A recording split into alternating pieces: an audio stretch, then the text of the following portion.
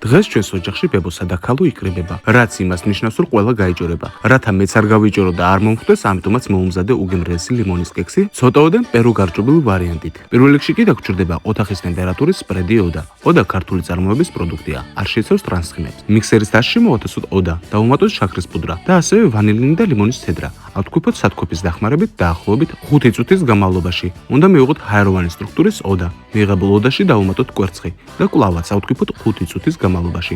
საბოლოოდ დავუმატოთ ნაღები. კვლავაც ავთქვიფოთ.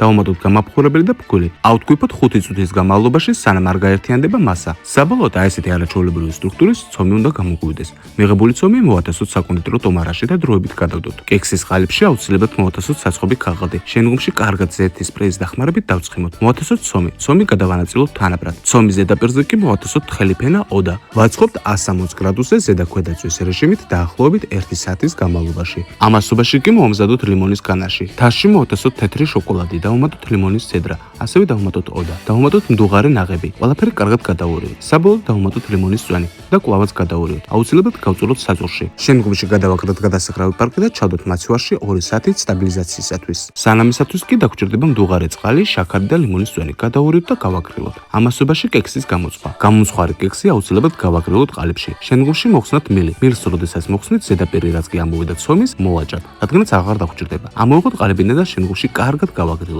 ამასობაში 2 საათიც გავიდა. სტაბილიზირებული განაში გადმოვიტანოთ თაში. შენგუმში მიქსერის დახმარებით ავთქვიფოთ ჰაეროვან სტრუქტურამდე. მიღებული კრემი მოვათესოთ საკონდიტრო ტომარაში და დროებით გადავდოთ. კექსი დავაყენოთ ვერტიკალურ მდგომარეობაში. მილის ადგილას მოვათესოთ კრემი. შენგუმში ზედაპირი აუცილებლად კარგად დავნამოთ. მიღებული კექსი დროებით გადავდოთ. ამასობაში მოვამზადოთ შვეიცარიული მერინგი. თაში მოვათესოთ კვერცხის ცილა, დავუმატოთ მწიფკვი მარილი, ასევე შაქრის პუდრა და ვანილინი. უნდა ავთქვიფოთ 2 თხრის საბაზანაზე 10 წუთის განმავლობაში. ესეთი არაჩვეულებრივი სტრუქტურის მერინგი გამოგვივიდა. მიღებული მერინგი მოვათესოთ საკონდიტრო ტომარაში. ტომარის დახმარებით კი დავსვათ სასურველი ვიზუალის მერინგი თვითონ კექსზე. საბოლოოდ კი გაზის ფარსუნგის დახმარებით მოვბრაზოთ მერინგი. კექსის ზედაპირი კი გავაფორმოთ როგორც ჩვენს გულს გაუხარდება, ისეთნაირად.